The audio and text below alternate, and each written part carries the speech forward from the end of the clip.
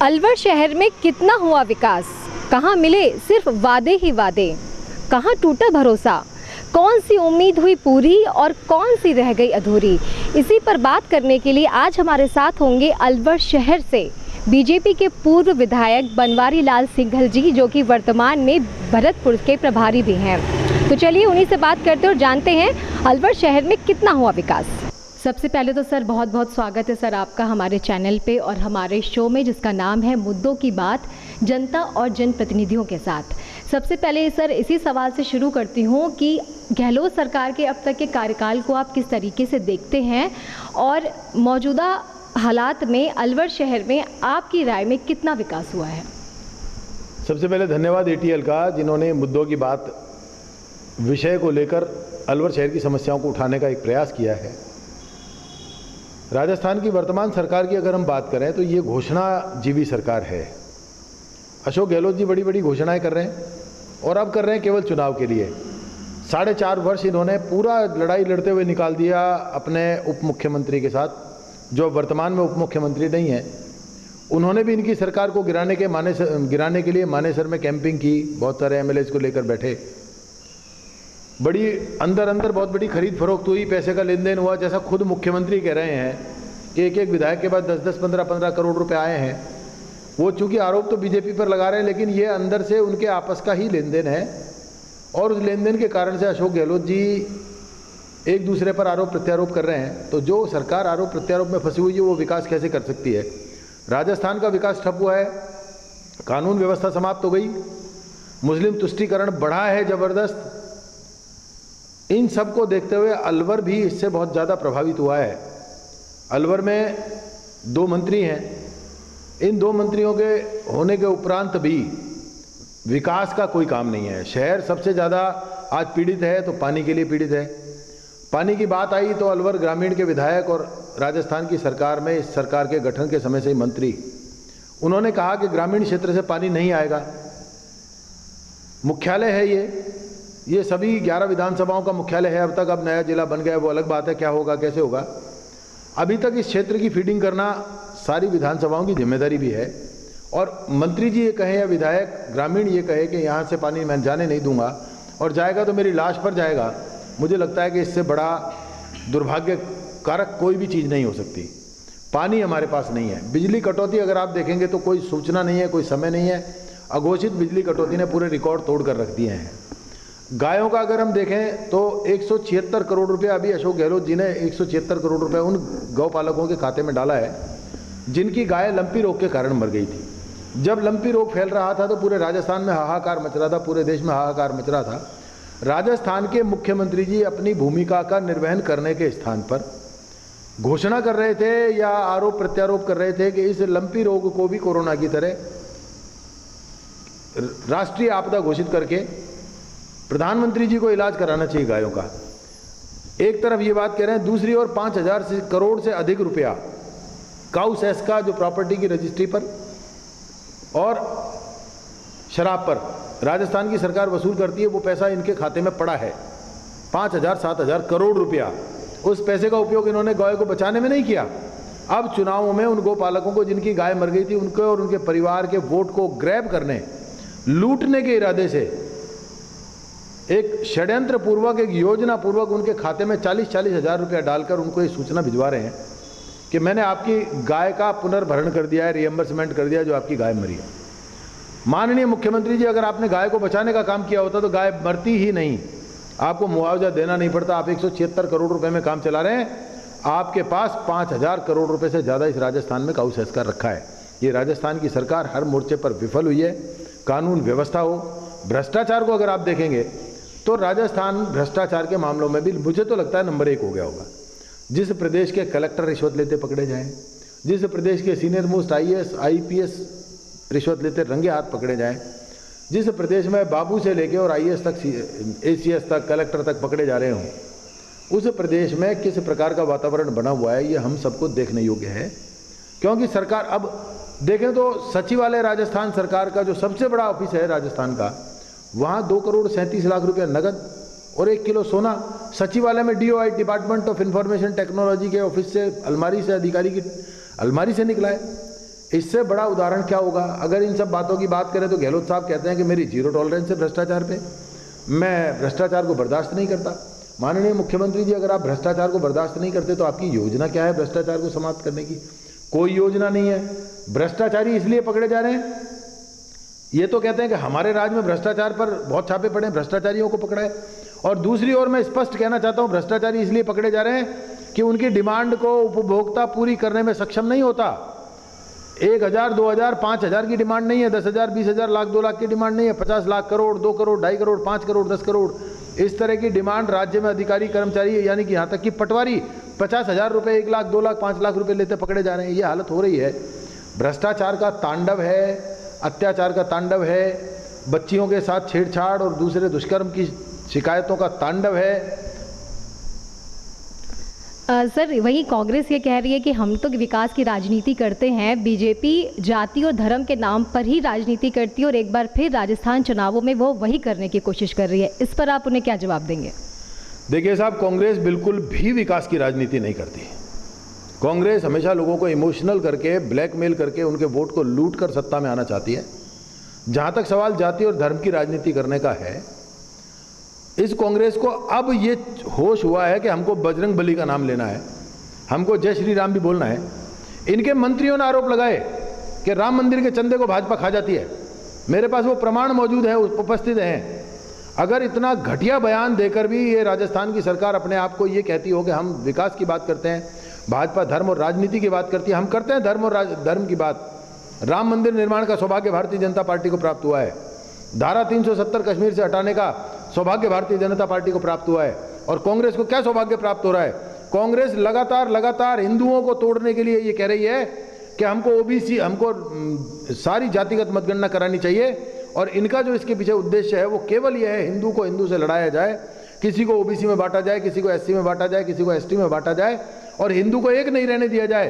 क्योंकि ये जानते हैं कि भारतीय जनता पार्टी या संघ के जो हम लोग हैं, ये धर्म भीरू लोग हैं, धर्म के प्रति संवेदनशील लोग हैं। हम लोग धर्म की बात करते हैं, भगवान श्री राम की बात करते हैं, श्री कृष्ण की बात करते हैं। सारे धार्मिक स्थलों पर बड़े बड़े कॉरिडोर बनाने का हमने काम किया है। इनके समय में क्या होता है? इनके मंदिरों में, इनके समय में जो विकास होता है वो या तो दरगाह का विकास होता है, या अगर ये विकास करेंगे तो गैर हिंदू स्थानों पर इनका विकास मुख्य ध्येय होता है। इन्होंने जिस प्रकार से तुष्टीकरण को प्रमुख अपना ध्येय बना रखा है राजस्थान में, आप देखिए, जिसको एक वर्ग विशेष कहा जाता है, मैं तो कहता हूँ कोई विशेषता नहीं है उस वर्ग में, उसके बाद भी चलो उसको वर्ग विशेष कहते हैं, ये इसलिए कि नाम नहीं लेना है। आप उस वर्ग का नाम नहीं लेते, लेकिन उस वर्ग के मोहल्लों में आज राजस्थान में पुलिस घुसने की स्थिति में नहीं है, उनकी कॉलोनीज में, उनके क्षेत्रों में पुलिस घुसने की स्थिति में नहीं है।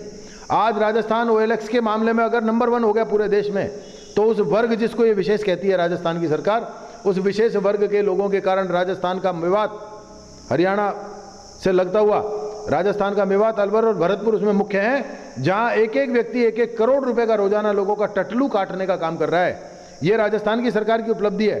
क्या सरकार ऐसे लोगों को उचित तरीके से प्रबंधन करके, पुलिस का उन लोगों की वॉचिंग करके, उनकी सिम को देख के, उनको रडार पे लेके उनके क्षेत्रों में पुलिस अधिकारी लगाकर क्या नहीं कर सकती बंद? लेकिन ये वहाँ क्षेत्रों के जो उनके जनप्रतिनिधि हैं, चाहे वो रामगढ़ हो, चाहे वो नगर हो, चाहे वो कामा हो, वो सब इन लोगों के द्वारा पोषित हैं। और पोषित होने के कारण से ये लोग कोई विकास का काम नहीं करते। इनका काम केवल तुष्टीकरण की नीति है, तुष्टीकरण का काम है। विकास का अगर काम करती है तो भारतीय जनता पार्टी करती है। इसी अलवर में आप देखिए एक्सप्रेस वे किस तरह का बना है। आप इसी अलवर में अगर आप दूसरे कामों को देखेंगे जो पिछले राज में हुए थे, मैंने NCR प्लानिंग के तहत 175 करोड़ रुपए से शहर में 1000 किलोमीटर लाइन डाली थी, टंकियां बनाई थी, लाइन डाली थी, बोरिंग खोदे थे लगभग 285। अभी जो ग्रामीण के मंत्री हैं उन्होंने स्वयं ने ये कहा है कि मैं ग्रामीण क्षेत्र से पानी नहीं आने दूंगा। साथ में उन्होंने ये भी कहा अलवर शहर में जो पानी आ रहा है वो ग्रामीण से 200 बोरिंग से आ रहा है। तो माननीय मंत्री जी, आप ये जवाब दे दीजिए, वो जो पानी आ रहा है 200 बोरिंग से ग्रामीण में, आप तो ना लगने देंगे ना आपने लगाए हैं, क्योंकि शहर में आप पानी नहीं आने देने के लिए संकल्पबद्ध है। वो मैंने लगाए थे 200 बोरिंग, उनसे आज तक हमारा शहर पानी के उपलब्धता के मामले में आज तक जो भी कुछ है वो काम चल रहा है। इस तरह के काम करके ये विकास कहते हैं, विकास किया है हमने। सिलीसेट से पानी के लिए बातचीत हो रही है तो ये उसको नहीं लाएंगे, बिसलपुर का पानी की बात हो रही है तो उसको नहीं लाएंगे, ERCP के मामले में बस केंद्र के पाले में गेंद डालते रहते हैं, आरोप लगाते रहते हैं। इनके पास कोई काम नहीं है। अगर कुछ भी काम होता है तो ये कहते हैं केंद्र से करवा लो। अभी माननीय मंत्री जी, पूर्व केंद्रीय मंत्री जी दोनों बयान दे रहे हैं कि साहब सांसद भी भाजपा के हैं, विधायक भी भाजपा के हैं, सभापति भी भाजपा के हैं, फिर विकास क्यों नहीं हो रहा? विकास की चाबी कांग्रेस की सरकार के हाथ में है, ताले में। यहाँ विकास होता था, पिछले 10 साल विकास हुआ। अब इन्होंने उस ताले में चाबी लॉक लगाकर चाबी अपनी जेब में रख ली है, तो विकास कैसे होगा? ये विकास होने नहीं दे रहे योजना पूर्वक, क्योंकि उसमें इनको लगता है कि अगर भारतीय जनता पार्टी का नाम बढ़ेगा तो इनको नुकसान भी होगा। वर्तमान में अलवर में विकास नाम का कोई काम नहीं है, विकास एकदम ठप हो गया। और मैं तो उसका दोष भी सीधे सीधे इस राजस्थान की सरकार पर डालता हूँ। सर, गहलोत सरकार जिस तरीके से इस चुनावी साल में जनता को खुश करने के लिए फ्री बिजली, राहत कैंप, महंगाई राहत कैंप, फ्री इलाज, 500 में सिलेंडर, इस तरह की योजनाएं चला रही है और ये कह रही है कि कर्नाटक में जिस तरीके से मोहब्बत की दुकान खुली है, ठीक वैसे ही एक बार फिर से राजस्थान में खुलेगी। आपको लगता है कि ये स्कीमें चलाने से उनकी मोहब्बत की दुकान चल जाएगी? देखिए साहब, राजस्थान में कांग्रेस की नफरत की दुकान खुली है, मोहब्बत की दुकान नहीं है। यहाँ दलितों पर अत्याचार, और वो मोहब्बत के जो इनके भाईजान हैं, वो मोहब्बत वाले भाईजानों ने जिस तरह से नफरत की दुकानें खोली हैं इस राजस्थान में, किससे छिपा है? उस नफरत के बाजार में अशोक गहलोत जी भी स्वयं शामिल हैं। ये अपने अधिकारियों को अगर निर्देश दें कि कोई भी व्यक्ति हो, किसी भी समाज और जाति का समाज कंटक हो, उसके खिलाफ मजबूत कार्रवाई हो, तो मैं दावे से कह सकता हूं हमने भी करवाई थी। गुंडागर्दी का शासन हमने समाप्त करने का काम किया था, गुंडों का राज, हमने इंस्पेक्टर राज समाप्त करने का काम किया था। हर व्यक्ति तक न्याय मिले ऐसी व्यवस्था की थी। हर व्यक्ति को रोजाना जनसुनवाई करके उसको पुलिस अधिकारी हो, प्रशासनिक अधिकारी हो, वहां तक पहुंचाने का काम करते थे। ये केवल हर वोट को खरीद कर वापस सत्ता में आना चाहते हैं। इनका ध्येय आम जन को न्याय उपलब्ध कराना नहीं है, इनका ध्येय आम जन तक विकास पहुंचाना नहीं है। अब जब 6 महीने बचे हैं, 5 महीने बचे और एंटी इनकम्बेंसी पूरे राजस्थान में सवार हो गई है, वो एंटी इनकम्बेंसी इनकी सरकार को लेकर बैठने की स्थिति में आ गई है। ऐसे में महिलाओं को मोबाइल देंगे। आप ये बताइए, अभी तो कैलकुलेटर में फिगर नहीं आ रही है, 1,40,00,000 महिलाओं के खाते में 18,000 रुपया प्रति महिला डालेंगे। ये सीधा सीधा अगर वोट को खरीदने की इनकी कोशिश नहीं है तो क्या है? और फिर भी मैं एक बात कहना चाहता हूँ, 4.5 साल तक जिस तरह से इन्होंने राजस्थान की जनता को तड़पाया है, परेशान किया, ना बिजली है, ना पानी है, ना कानून व्यवस्था है, ना इनके पास किसी भी प्रकार की। कोरोना में ये बिल्कुल फेल हुए। कोरोना में इन्होंने स्पष्ट केंद्र सरकार पर आरोप लगाकर छोड़ दिया कि हमारे पास वैक्सीन खरीदने के लिए कोई पैसा नहीं है, इनके पास ऑक्सीजन के लिए पैसा नहीं था, इनके पास सिलेंडर्स के लिए पैसा नहीं था, इनके पास हॉस्पिटल में बेड नहीं थे। इनके पास था क्या? केवल बयानबाजी, केंद्र पर बयानबाजी, केंद्र के खिलाफ आरोपबाजी। मैं धन्यवाद देना चाहता हूं देश के प्रधानमंत्री माननीय मोदी जी को, जिन्होंने कोरोना में 2 वैक्सीन डेवलप करवाई और देश के प्रत्येक नागरिक को 2 वैक्सीन 2 बार लगवाकर उनका जीवन सुरक्षित किया। साथ में केवल देश में नहीं, दुनिया भर को वैक्सीन उपलब्ध करा के देश का मान दुनिया भर के देशों में बढ़ाने का काम किया राजस्थान की सरकार। उन वैक्सीन को भी अगर आपने देखा हो तो उन वैक्सीन में कहीं वैक्सीन बिक रही थी, तो कहीं भाई भतीजावाद में वैक्सीन लग रही थी, तो कहीं टेलीफोन पर ही वैक्सीन लग रही थी। इन्होंने ना कोरोना में काम किया, ना लंपी में काम किया। ये किसी भी प्रकार से विकास की योजनाओं को ठीक तरीके से लागू नहीं करते। अभी जो इन्होंने महंगाई राहत कैंप लगाए हैं, उसमें मुझको ये बहुत बड़ा आश्चर्य है। मैं ये आरोप भी लगाना चाहता हूँ इस राजस्थान की सरकार पर, ये सरकारी राहत कैंप है या अशोक गहलोत साहब की पार्टी का राहत कैंप है। इसमें पार्टी के कार्यकर्ताओं की योजना पूर्वक एक एक कार्यकर्ता की लिस्ट बनाकर जिम्मेदारी लगाना, इसका मतलब या तो आपने इस पूरे प्रशासन तंत्र को, जो सरकारी तंत्र है, उसको नाकारा और निकम्मा मान लिया है, या फिर आपने इस सरकारी काम का, सरकारी नीति का, सरकारी महंगाई राहत कैंप का कांग्रेसीकरण करने का तय कर लिया है। इसलिए आप इस प्रकार की योजना बनाकर कांग्रेस के कार्यकर्ताओं को बिठाकर और वहां उन कैंप में लोगों को बुलाकर रजिस्टर इसलिए करवाना चाहते हैं ताकि उन सब लोगों का पूरा डाटा आपके पास कलेक्ट हो जाए और चुनाव में आप उन लोगों को मोबाइल के माध्यम से, व्हाट्सएप के माध्यम से, दूसरे माध्यम से आप उनके एक एक व्यक्ति के घर तक पहुंच सकें और ये कह सकें कि हमने आपको ये सामान दिया था, आप अपने घर से नहीं दे रहे हैं। आदरणीय गहलोत साहब, आज देश के प्रधानमंत्री अगर किसान को 6,000 रुपया साल दे रहे हैं तो सीधा उनके खाते में आता है, कोई महंगाई राहत कैंप लगाकर नहीं दिया जाता। अगर सब्सिडी सिलेंडर पर दी जा रही है तो किसी को कानो कान खबर नहीं है, वो सीधी जा रही है। अगर लोगों को मुफ्त में गेहूं, अनाज उपलब्ध कराने का काम देश की सरकार कर रही है। भारत सरकार ने 80 करोड़ लोगों को लगातार कोरोना में 2 साल तक मुफ्त राशन देने का काम किया। किसी को महंगाई राहत कैंप लगाया या आपदा राहत कैंप लगाया या कोरोना राहत कैंप लगाया, सीधे एक एक व्यक्ति को देने का काम किया। ये सच्ची सेवा होती है। गहलोत साहब केवल और केवल राजनीति कर रहे हैं। राजस्थान की सरकार केवल राजनीति कर रही है। राजस्थान की सरकार जनता की सरकार नहीं है। ये सरकार भ्रष्टाचार की सरकार है। ये सरकार इनकी स्वयं की केवल और केवल राहुल गांधी जी को खुश करने की, सोनिया गांधी जी को खुश करने की, एक लाइन में 4 बार राहुल गांधी जी का नाम लेने की सरकार है। इन्होंने कहा था हम सारे कर्जे माफ कर देंगे राजस्थान के। आज कितने किसान हमारे आत्महत्या कर रहे हैं। कहाँ गई वो कर्जे माफ करने वाली सरकार? 1 2 3 4 5 6 7 8 9 10 अलवर जिले में मालाखेड़ा में गिनकर गए थे ना राहुल गांधी। वो गिनती भूल गए, अशोक गहलोत के कानों में नहीं पड़ी। आज तक किसान आत्महत्या कर रहे हैं, लोगों की जमीनें कुर्क हो रही हैं। 36-37 हज़ार किसानों की राजस्थान में जमीनें कुर्क हो गई।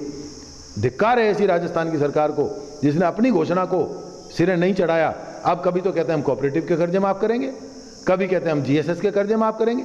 ये इस तरह की घोषणाओं से पलटना इनका पुराना काम है।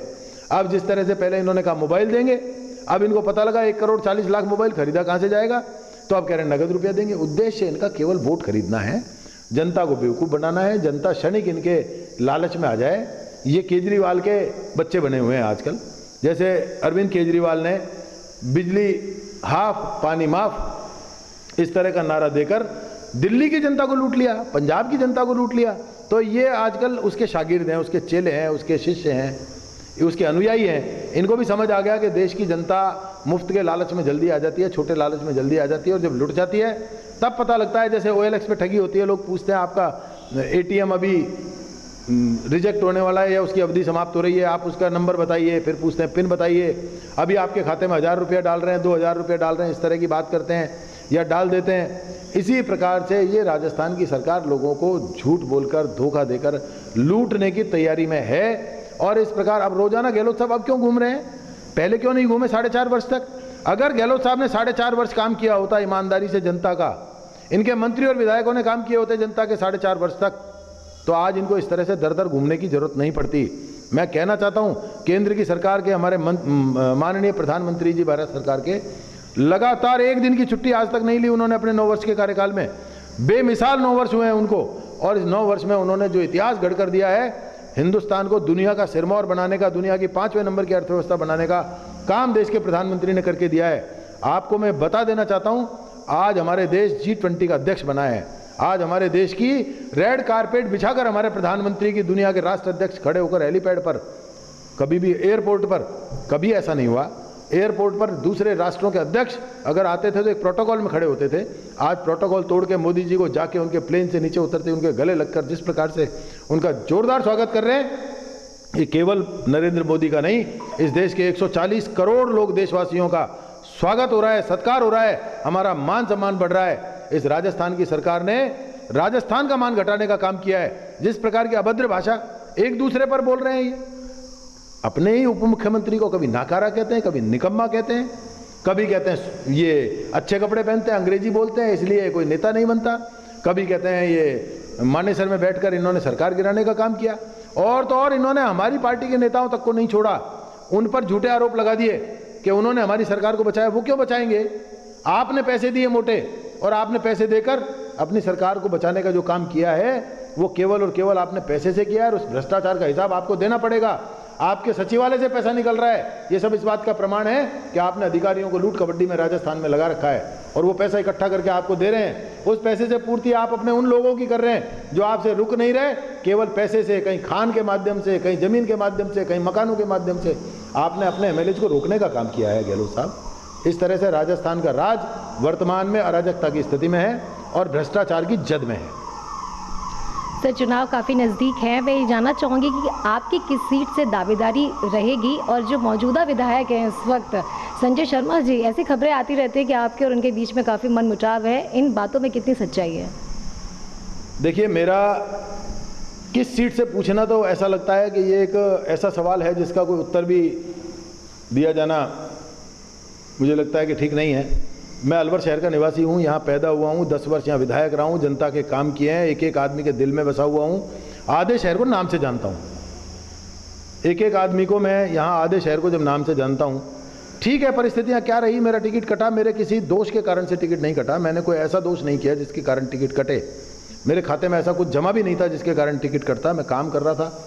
जब टिकट की लिस्ट आई तो मुझको लिस्ट से पता लगा मेरा टिकट कट गया तो मैं चुपचाप पार्टी के एक सेवा संघनिष्ठ कार्यकर्ता हूँ, पार्टी के सिद्धांत के अनुसार, पार्टी के अनुशासन के अंदर मैं अपने घर में बैठा, मैंने किसी से जाकर ये नहीं कहा मेरा टिकट किस लिए काटा है, मैं अपने घर बैठ गया और पूरे 1 महीने तक 11 नवंबर को मेरा टिकट कटा था और 11 दिसंबर को मेरा चुनाव का परिणाम, अलवर के चुनाव का, राजस्थान का चुनाव का परिणाम आया था। 1 महीने तक मैंने मेरे घर की दहलीज से बाहर कदम नहीं रखा, एक आध दो किसी के गमी के कार्यक्रम को छोड़ दें तो उसको छोड़कर। अपनी सीट अलवर शहर विधानसभा सीट है, यहीं से चुनाव लड़ूंगा। मुझे भरोसा है पार्टी मेरे पिछले काम को देखकर और जनता की मांग को देखकर, क्योंकि पार्टी टिकट 100% जनता की मांग पर देगी, सर्वे के आधार पर देगी और सर्वे के आधार पर टिकट दिए जाने में मुझे लगता है कि जो सर्वे पार्टी का है, जनता का जिस प्रकार मेरे प्रति मेरे 10 साल के काम और उनको मैंने जो एक एक व्यक्ति को जो पर्सनल टच दिया, उसको देखते हुए रोजाना की जन सुनवाई, रोजाना यहाँ अधिकारियों का बैठना, काम होना, चाहे मैं विपक्ष में था या सत्ता में था, दोनों समय जिस प्रकार से मैंने काम करके कामों का एक लंबा, बहुत लंबा एक इतिहास बनाने का काम किया, इतिहास गढ़ने का, उस सब इतिहास के आधार पर ये अलवर की जनता पुनः मेरे साथ आगे बढ़ने के लिए तैयार है और मैं भी जनता को साथ लेकर आगे बढ़कर आने वाले चुनाव 2023 में अपनी दावेदारी अलवर से ही प्रस्तुत कर रहा हूँ। मुझे पूरा विश्वास है कि पार्टी मुझे फिर से कंसीडर करेगी, मैं अलवर शहर विधानसभा क्षेत्र से ही चुनाव लड़ूंगा, ये मेरा कहना है। सर, मौजूदा विधायक संजय शर्मा जी का किस हिसाब से आपकी क्या राय है कि उन्होंने अलवर शहर में कितना विकास किया, उनका कार्यकाल को अगर आप देखें अब तक के, उस पर आपसे एक छोटी सी टिप्पणी चाहूँगी। मैं एक शब्द कह सकता हूँ, उनका कार्यकाल सामान्य है, इसके अतिरिक्त मैं कोई टिप्पणी नहीं करना चाहता। सर, एक लव जिहाद का मुद्दा काफ़ी चर्चा में रहता है, देश और प्रदेश में ऐसे कई मामले सामने आते रहते हैं, इस पर आप क्या? यह प्रश्न पूछना आवश्यक था, अन्यथा मैं स्वयं लेता इसको। आपने पूछा है मुझसे लव जिहाद, ये टेक्निकल है। जो मुस्लिम युवा हैं आज वो हिंदू नाम रखने लगे, अपना नाम कोई राहुल रख रहा है, कोई प्रकाश रख रहा है, कोई मुकेश रख रहा है, कोई दिनेश रख रहा है, हिंदू नाम रखने लगे और उपनाम जिसको हम जाति और गोत्र कहते हैं। मैं सिंघल हूँ, सिंघल मतलब SINGHAL, मैं सिंघल हूँ। मुसलमानों में मेवों में एक गोत्र होता है सीगल, उसको इन्होंने पहले सिंगल कर लिया, गे गाय वाला सिंगल कर लिया और अब इन्होंने उसको सिंघल कर लिया, लोगों को भ्रमित करके अपने हिंदू नाम, हाथों में मोली कलावा बांधकर, माथे पर तिलक लगाकर, गले में काला डोरा पहनकर ये हिंदू बहन बेटियों को जिस प्रकार से प्रभावित करते हैं, उनसे उनके हिसाब से हिंदी में बात करना, सब कुछ करना, मोबाइल से चैट करना, उनके नंबर लेना, फेसबुक से निकालना।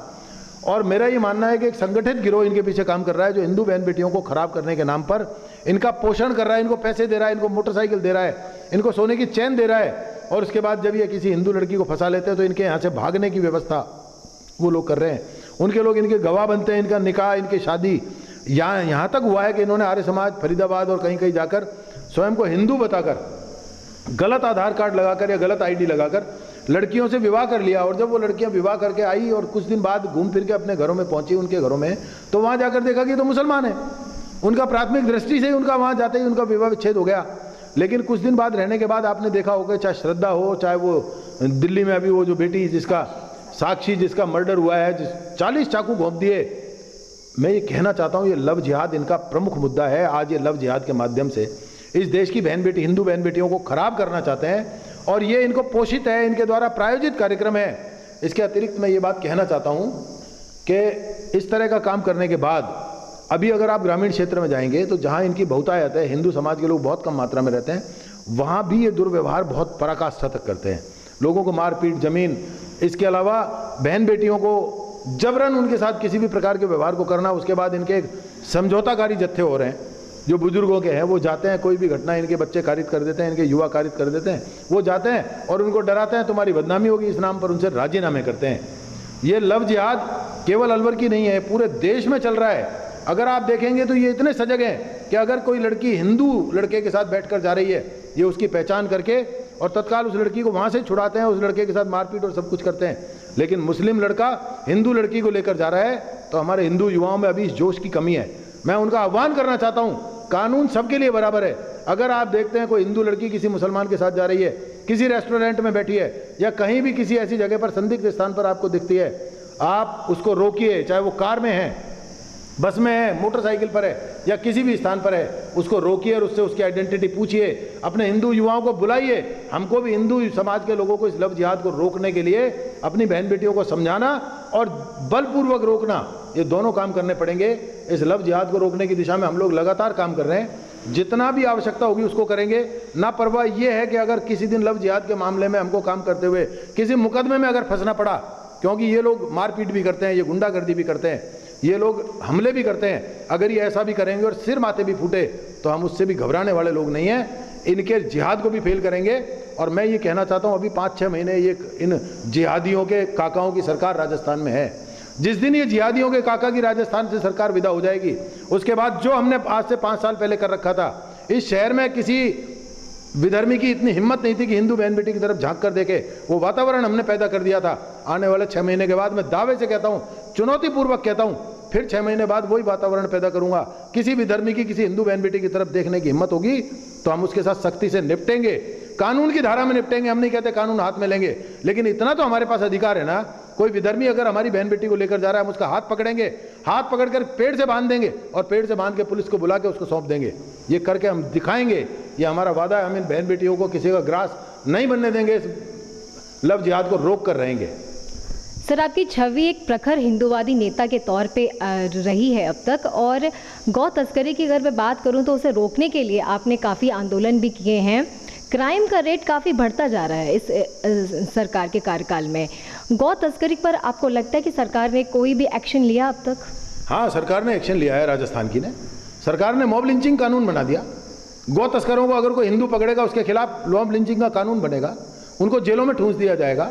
हमारे जो हिंदू समाज के लोग हैं जो गाय को बचाना चाहते हैं, उन गौ तस्करों से उनके खिलाफ मॉब लिंचिंग के केस लगेंगे, उनको जेल में डाल दिया जाएगा। वो लोग गोली चलाते हैं, अगर किसी हिंदू ने उनके साथ मारपीट कर दी तो वो जेलों में ठूंसे जाएंगे और वो मॉब लिंचिंग से बचेंगे। अभी आपने देखा होगा 4 लड़के अब हमारे अभी मात्र 15 दिन पहले जेल गए हैं रामगढ़ के एक रकबर खां वाले केस में। ये राजस्थान की सरकार गौ तस्करों को पनपाने वाली सरकार है। ये राजस्थान की सरकार गौ हत्यारों को पनपाने वाली सरकार है। इस राजस्थान की सरकार ने जब गायों का इतना बड़ा सेस लेकर उन गायों की बचाने की व्यवस्था नहीं कर रखी, गौ तस्करों को पनपाने का काम कर रखा है। अभी आप देखेंगे तो नया एक्सप्रेसवे बना है, उस पर से होकर जिस तरह से गायों की तस्करी हो रही है, ये हमारे लिए बहुत बड़ा धिक्कार का काम है इस राजस्थान की सरकार के लिए। और इसके अतिरिक्त थानों से 50-50, 100-100 रुपये देकर थाने के सामने से गायों की भरी गाड़ियां निकल रही हैं। पुलिस के लोगों को शर्म आनी चाहिए। 50-100 रुपये लेकर अगर वो गाड़ी निकाल रहे हैं तो उनकी पीढ़ियां बर्बाद होंगी। जो पुलिस के लोग इन गाड़ियों को निकाल रहे हैं, गौ माता का श्राप अच्छी से अच्छे व्यक्ति को ले बैठता है। उनकी माता, उनके घरों की पत्नी, बहनें, माताएं, वो गायों की पूजा करती घूम रही है, बेचारी गाय को रोटी देती घूम रही है, और वो सड़कों पर खड़े होकर 100 से 200 रुपये लेकर भरी भरी गायों की गाड़ी निकालते फिर रहे हैं। जितना पुण्य उनकी माताएं बहनें कमा रही हैं, उससे 100 गुना 1000 गुना पाप वो लोग अपनी नौकरी करते हुए वहाँ सड़कों पर खड़े होकर, हमने देखा है हजारों बार, रात को गाड़ी निकल रही है, दिन में गाड़ी निकल रही है, बाहर खड़े हैं, चुपचाप 100 का नोट लिया और गाड़ी निकाल दी। गौ माता माफ नहीं करेगी। ये गौ माता जो निरीह प्राणी, गौ माता कोई पशु नहीं है। मैं कहना चाहता हूँ, इसमें 33 करोड़ देवताओं का वास है। अगर 33 करोड़ देवताओं के वास वाली गौ माता पर इस प्रकार अत्याचार होगा तो अत्याचारियों को गौ माता दंड देगी स्वयं। और इस राजस्थान की सरकार का जो दंड होगा आने वाले समय में, मैं आपको बता रहा हूँ, ये मोबाइल बांट ले, ये लैपटॉप बांट ले, ये कार बांट ले, लोगों के घरों पे हेलीकॉप्टर से यात्रा करा दे फ्री में, लेकिन राजस्थान की जनता और गौ माता का श्राप इनको इनोवा और फॉर्च्यूनर के लायक छोड़ेगा। 5-7 विधायक इनके जीत कर आएंगे।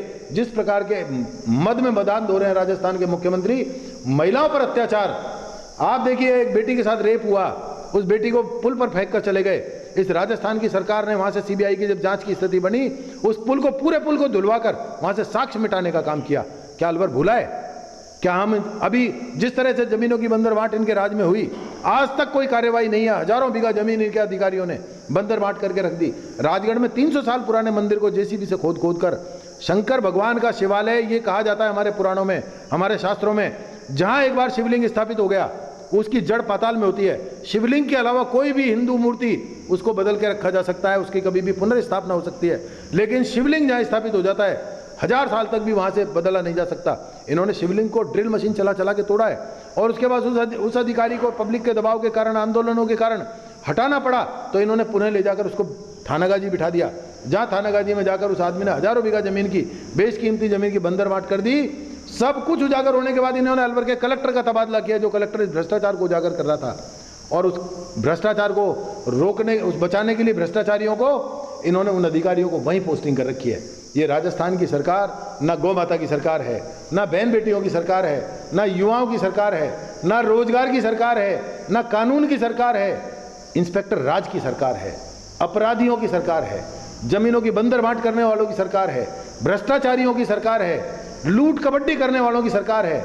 इस सरकार का हम क्या कहें? ये सरकार है, ये कुर्सी पर तौलिए हैं, कोई सरकार नहीं है। अभी थोड़े दिन के लिए अब जब मंत्रियों को और इनके विधायकों को लगने लगा चुनाव आ रहा है, तो ये सारे लोग चुप हैं, चुप हो गए हैं। इनको सबको लगता है कि दोबारा से जीत के आना जरूरी है, अन्यथा घर बैठेंगे।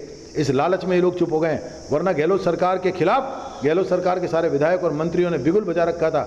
वो सारे लोग इनके खिलाफ बहुत बड़ा आंदोलन करने वाले थे, लेकिन गहलोत सरकार ने इनको ये डराकर कि अभी मैं मंत्रिमंडल का रिशफलिंग करने वाला हूँ, तो जो मंत्री हैं वो डर गए कि हमको हटा देंगे, और जो मंत्री नहीं है उन्होंने आशा पाल ली कि हम आ जाएंगे अंदर।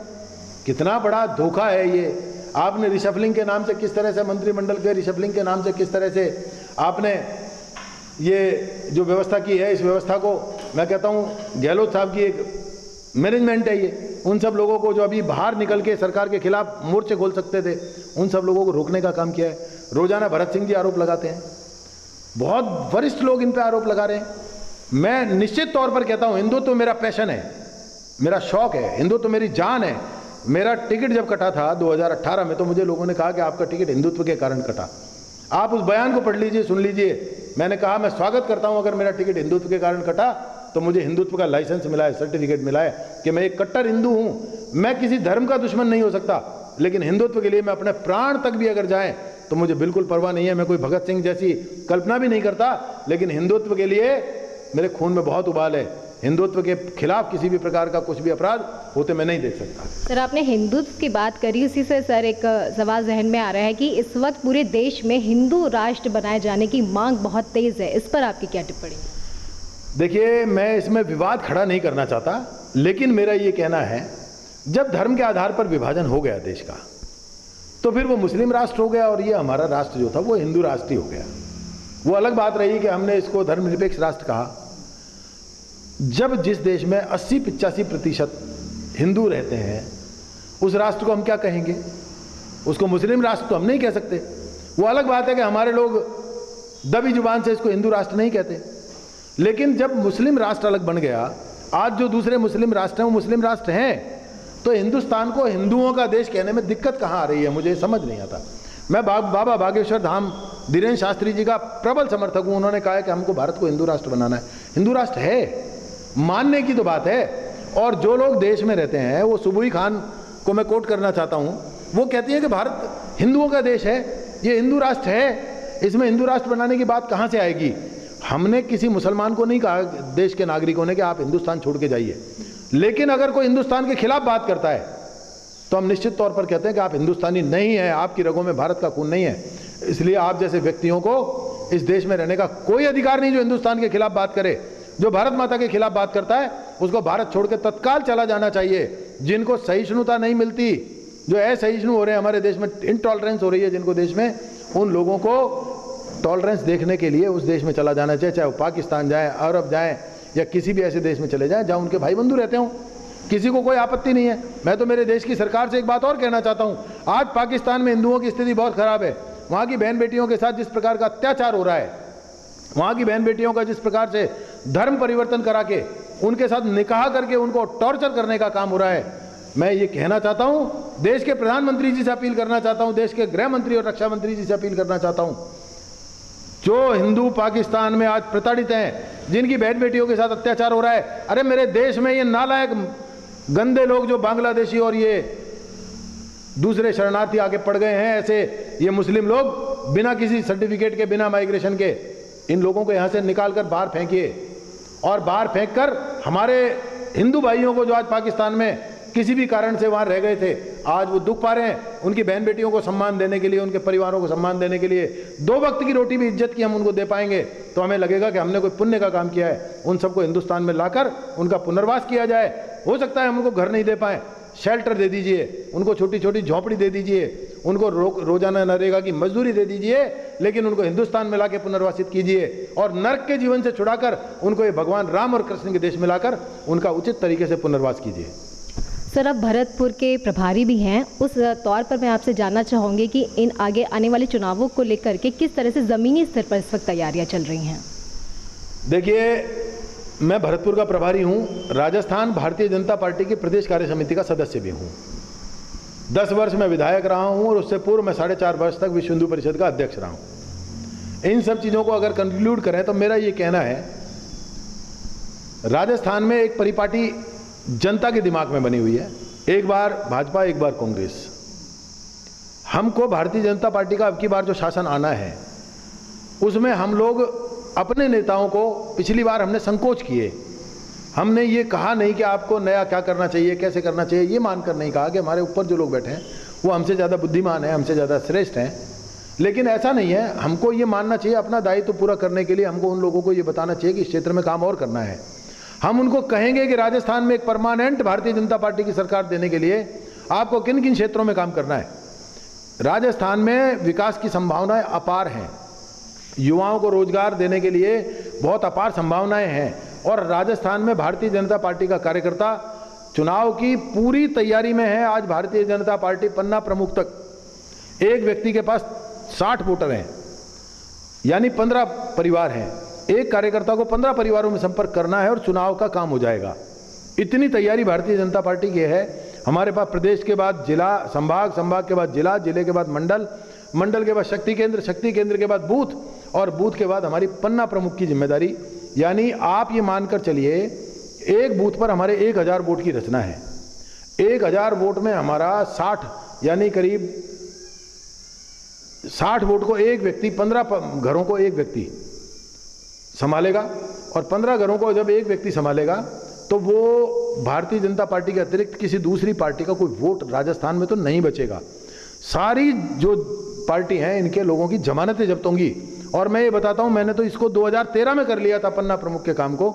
मैंने अलवर में जमानत जब्त करके दिखाई थी। अलवर एक ऐसा मात्र एक विधानसभा था पूरे राजस्थान में जहां सामने वाले प्रत्याशी की जमानत जब्त कराने का काम हुआ था, वो अलवर में ही हुआ था। और इसके पीछे कारण था, मैंने मेरे कार्यकर्ताओं को पन्ना प्रमुख उस समय तो 30 वोट की जिम्मेदारी दी थी मैंने, मात्र 7-8 घरों की। मेरे एक एक कार्यकर्ता ने उस काम को किया था, पन्ना प्रमुख बन के एक एक घर में संपर्क किया था और उसी का परिणाम हुआ, मुझे 85,000 वोट आया था, सामने वाले को 22,000 वोट आया था। 62,229 वोट से अलवर शहर विधानसभा क्षेत्र की विजय हुई थी। और मैं अब आगे कहना चाहता हूं आपसे, अगले चुनाव में मेरा प्रयास है, मैं टिकट के लिए पूरा प्रयास कर रहा हूं। मेरे प्रयास सफल हुए और भारतीय जनता पार्टी ने सर्वे के आधार पर टिकट दिया। 1 लाख मत से जीतकर इस राजस्थान की पूरी विधानसभा में, मुझे लगता है राजस्थान में पूरे में अलवर नंबर 1 पर होगा। 1 लाख से अधिक मतों से जीत कर जाना, ये मेरा ध्येय है, ये मैंने अपना संकल्प धारण कर रखा है। और उस जीत के लिए मुझे क्या करना है वो पूरी योजना रचना मेरे दिमाग में है, मेरे कार्यकर्ताओं के दिमाग में है। मैं उस पर काम भी लगातार कर रहा हूँ। और फिर जो मैंने लगातार जन सुनवाई 10 साल तक चलाकर जनता को एक एक व्यक्ति को पहचान देने का काम किया, एक एक व्यक्ति का काम करने का काम किया। भ्रष्टाचार रहित, ये बात और मैं कहना चाहता हूं, एक भी व्यक्ति को ये कह दे विकास में 1 पैसा बनवारी लाल सिंघल ने कहीं भी किसी से ले लिया हो। जितना विकास, 1300 करोड़ रुपए के विकास मैंने किए एक टेन्योर में। इसके अतिरिक्त कितने अनगिनत लोगों के ट्रांसफर उनके आवेदन पर या उनके परिवार के आवेदन पर करवाए। एक नया पैसा कोई भी व्यक्ति अगर ये कह दे कि मैंने एक चांदी का सिक्का इस बदले में ले जाकर विधायक को दे दिया या 100 रुपए का नोट दे दिया, बनवारी लाल सिंघल उसको 1 के 10 देने को तैयार है। बड़े सौभाग्य मेरा रहा 10 वर्ष तक लोगों को बिल्कुल एकदम निकटता देकर उनके काम कराने का जो मुझे सौभाग्य प्राप्त हुआ, उसमें मैंने एक एक व्यक्ति को उनके परिवार का सदस्य बनकर उनका साथ देने का काम किया। आने वाले समय में फिर उस भाव को फिर से जागृत करूंगा। गौ माता की रक्षा करेंगे, मंदिरों की रक्षा करेंगे, हिंदू बहन बेटी की रक्षा करेंगे, हमारी संस्कृति की रक्षा करेंगे और अलवर शहर के नागरिकों की रक्षा करेंगे, व्यापारी की रक्षा करेंगे, कर्मचारी की रक्षा करेंगे। ये गुंडागर्दी का जो शासन वापस देख रहे हैं ना, चारों तरफ जो गुंडे आज घूम रहे हैं, इन गुंडों को वापस तड़ी पार करूंगा जैसे पहले किया था। और एक विषय मैं आपके साथ लेना चाहता हूं, वो विषय है अभी राजस्थान की सरकार ने योजना पूर्वक अलवर की नगर परिषद को नगर निगम बनाने की घोषणा की है। और उस नगर निगम को बनाने का जो षड्यंत्र है वो अलवर ग्रामीण के गांवों को अलवर शहर की नगर निगम में शामिल कराने का है।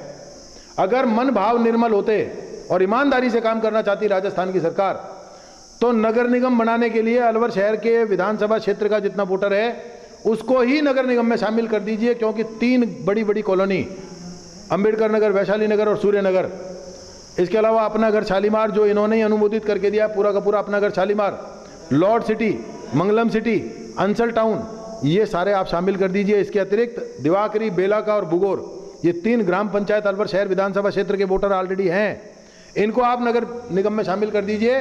इसके बाद अलवर ग्रामीण का एक भी गांव आपको लेने की आवश्यकता नहीं पड़ेगी। ये बात मैं इसलिए नहीं कह रहा हूं कि मुझको अलवर ग्रामीण के गांवों को लेने से किसी प्रकार की समस्या है। आज वर्तमान में इस राजस्थान की सरकार के कार्यकाल में अलवर की नगर परिषद पूर्णतया विफल साबित हुई है। ना सफाई की व्यवस्था में सक्सेस है, ना रोड लाइट व्यवस्था में। मैंने 14,000 लाइट थी मेरे समय में जब मैं विधायक बना था, 5 साल तक जब मैं विधायक रहा पहले टेन्योर में 14,000 थी। जब सरकार आई तो मैंने 14,000 लाइट्स को 32,000 किया। रोड लाइट को, रोड लाइट की वायर पूरे शहर में जहाँ नहीं थी वहाँ डाली, एग्रीकल्चर एरिया में पूरे में। उन सब रोड लाइट को आज सरकार चलाने तक की स्थिति में नहीं है। अधिकतम रोड लाइट फ्यूज है, वो सारी अंधेरे में शहर डूबा हुआ है। नाले उफान पर हैं। अभी ये पता नहीं लग रहा शहर में लोगों को नाला कहाँ है और सड़क कहाँ है। 3 व्हीलर और मोटरसाइकिल 2 व्हीलर उन नालों में कूद रहे हैं। सड़क में गड्ढा कहाँ है और सड़क कहाँ है, जरा सी बरसात आते ही ये पहचानना मुश्किल हो जाता है। लोगों के हाथ पैर टूट रहे हैं। ऐसा विकास कर रही है राजस्थान की सरकार। अगर नगर निगम बनेगा तो इस शहर विधानसभा का एक एक मतदाता पहले शामिल होगा, और उसके बाद अगर 5 लाख की संख्या हो जाती है तो हम फिर ये कहेंगे, निश्चित रूप से विरोध करेंगे। पहले आप पेट भर दीजिए शहर का, इस शहर को आप विकास दीजिए, सफाई दीजिए, रोड लाइट दीजिए, पानी दीजिए, कानून व्यवस्था दीजिए। अगर आप ये करने में सफल हो जाते हैं तो नगर निगम को आप पूरे जिले को लीजिए ना। हमारा केवल ग्रामीण से क्या विरोध है, आप रामगढ़ को भी लीजिए, आप कठूमर को भी लीजिए, आप तिजारा को भी लीजिए, बहरोड को भी लीजिए, मुंडावर को भी लीजिए, राजगढ़ को भी लीजिए, थानागाजी को लीजिए, बानसूर को लीजिए, कोई दिक्कत नहीं है हमको। लेकिन अगर अलवर की पूर्ति पहले नहीं होगी तो हम लोग इसका पुरजोर विरोध करेंगे। इस नगर निगम को केवल अलवर शहर विधानसभा से बनवाएंगे। विधानसभा के गांव और कॉलोनी शामिल नहीं हो और आप ग्रामीण क्षेत्रों को लेने चल दें। इस षड्यंत्र को किसी भी कीमत पर सफल नहीं होने दूंगा। न्यायपालिका और कार्यपालिका दोनों में जितनी मेरे अंदर शक्ति है उसको लगाऊंगा और अलवर के लोगों के अधिकार को मरने नहीं दूंगा। चाहे कोई शिथिल रहे, शांत रहे, जिनको शांत रहना है। मैं उन लोगों को भी कहना चाहता हूं जो शांत रहकर चुपचाप समय पास कर रहे हैं, समय उनका भी इतिहास गढ़ेगा। मैं कहना चाहता हूं इस मुद्दे पर मुखर होना चाहिए। इस अलवर के इतिहास, अलवर के बहुत स्वर्णिम इतिहास को हम काला नहीं होने देंगे। इस अलवर की नगर निगम में सबसे पहले हमारी 3 पंचायत, 3 कॉलोनी और ये जो यूआईटी द्वारा अनुमोदित क्षेत्र है ये सबसे पहले शामिल होगा।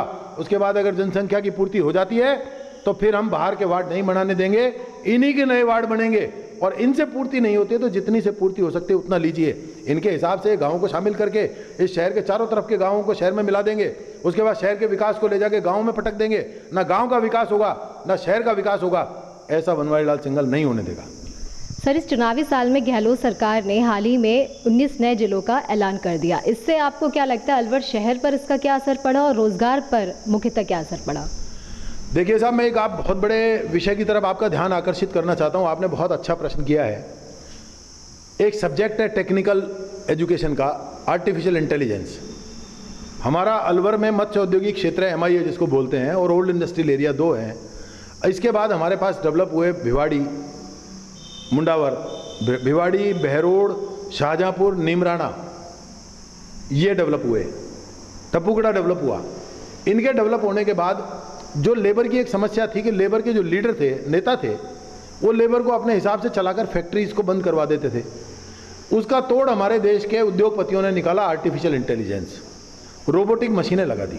मैंने बड़ी गहराई से देखा है। इतना अध्ययन मुझे लगता है किसी भी मेरे साथी विधायक का नहीं है जितना अध्ययन मैंने किया है। मैं होंडा कंपनी में गया हूँ, मैं हीरो कंपनी में गया हूँ, मैं हेवल्स में गया हूँ, मैं सेंट गोवेन में गया हूँ, मैं कजारिया में गया हूँ, मैं और बहुत सारी कंपनीज में गया हूँ। मैंने वहाँ जाकर देखा है, वहाँ आज के समय में मानव श्रम को इन्होंने कम से कम कर दिया है, इसलिए कि हड़ताल नहीं करे।